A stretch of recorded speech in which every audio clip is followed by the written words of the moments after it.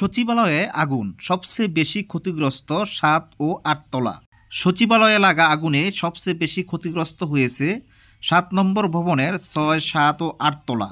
সেখানে থাকা নথিপত্র পুড়ে ক্ষতিগ্রস্ত হয়ে থাকতে পারে বলে ধারণা হচ্ছে। বৃহস্পতিবার সকালে ফায়ার সার্ভিস ও সিভিল ডিফেন্স অধিদপ্তরের মহাপরিচালক ব্রিগেডিয়ার জেনারেল মোহাম্মদ জায়েদ কামাল এ তথ্য দেন। প্রাথমিক তথ্য অনুযায়ী সচিবালয়ের ৭ নম্বর ভবনে বেশ কয়েকটি গুরুত্বপূর্ণ মন্ত্রণালয় সহ বিভাগের অফিস রয়েছে।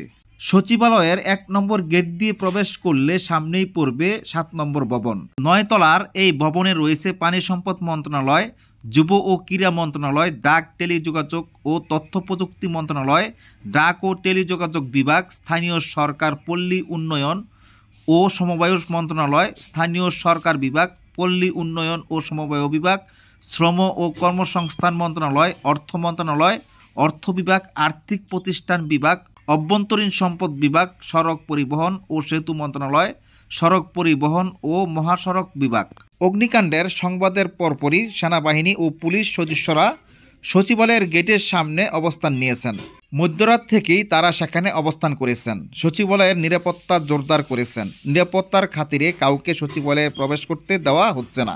এছাড়া ভবনটির নিরাপত্তা ও ফায়ার সার্ভিসকে উদ্ধার কাজে সহায়তায় বিজিবি মোতায়েন করা হয়েছে। বিজিবির সংযোগ কর্মকর্তা মোহাম্মদ শরীফুল ইসলাম জানান, সচিবালয়ের ৭ নম্বর ভবনে আগুনের ঘটনায় ২ প্লাটুন বিজিবি মোতায়েন করা হয়েছে। তারা উদ্ধার কার্যক্রমে সহায়তা করছেন। এদিকে প্রায় ৬ ঘন্টার নির্লস চেষ্টায় সচিবালয়ের আগুন নিয়ন্ত্রণে এনেছে ফায়ার সার্ভিসের ১৯টি ইউনিট।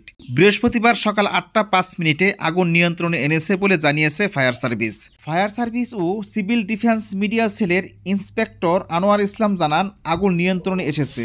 এখন নির্বাপন চলছে। আমাদের কর্মীরা রুমে রুমে গিয়ে তল্লাশি চালাচ্ছে। কোথাও কোনো আহত আছে কিনা বা ক্ষয়ক্ষতি কী রকম তা দেখছেন। আগুন নিয়ন্ত্রণের কাজে যোগ দিয়ে ফায়ার সার্ভিসের এক কর্মী নিহত ও ২ জন আহত হয়েছেন। নিহত কর্মীর নাম সহনুজ্জামান নয়ন।